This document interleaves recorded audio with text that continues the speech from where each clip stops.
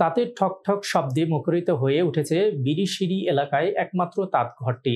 বিরিশিরি বহুমুখী মহিলা সমবায় সমিতির আদিবাসী সদস্যগণ তাদের ঐতিহ্যগত পোশাক দকমান্দা, ওড়না ও গামছা তৈরিতে নিরলস কাজ করে যাচ্ছেন। নজর কাড়া ডিজাইন আর মন মাতানো রঙে তাতে কাপড় বুনে চলছে আদিবাসী মহিলারা। বর্তমানে আর্থিক সমস্যা ও নানা জটিলতায় হারিয়ে যেতে বসেছে ঐতিহ্যবাহী এই তাঁত শিল্প। সরকারি সহায়তা পেলে এই তাঁত শিল্প ঘুরে দাঁড়াবে বলে জানিয়েছে স্থানীয় আদিবাসীরা। সরকার যদি আমাদের এই তাঁত শিল্পকে একটু নজর দেন তাহলে আমাদের খুব ভালো হয়। আপাতত 4 মাস হয় একদম বন্ধ হয়ে আছে।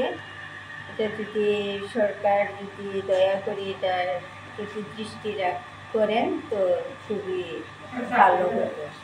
তাঁত শিল্পকে চালিয়ে যেতে চাই।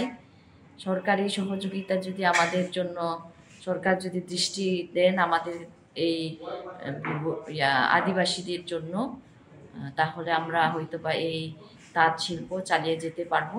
কারণ বহুমুখী মহিলা সমবায় সমিতি যেটা রয়েছে, এখানে আদিবাসী নারীরা এখানে তাঁত আদিম পদ্ধতিতে, যেটা মানে আধুনিক না, আগে পা চালিত যে তাঁত শিল্পটা রয়েছে সেটি দিয়ে তারা তাঁত উৎপাদন করে। আমরা এইগুলোকে বিভিন্ন সময় দেখভাল করে এসেছি। ইতিপূর্বে উপজেলা প্রশাসন থেকে এদেরকে আর্থিক সহায়তা দিয়ে এটাকে টিকিয়ে রাখার চেষ্টা করা হয়েছিল।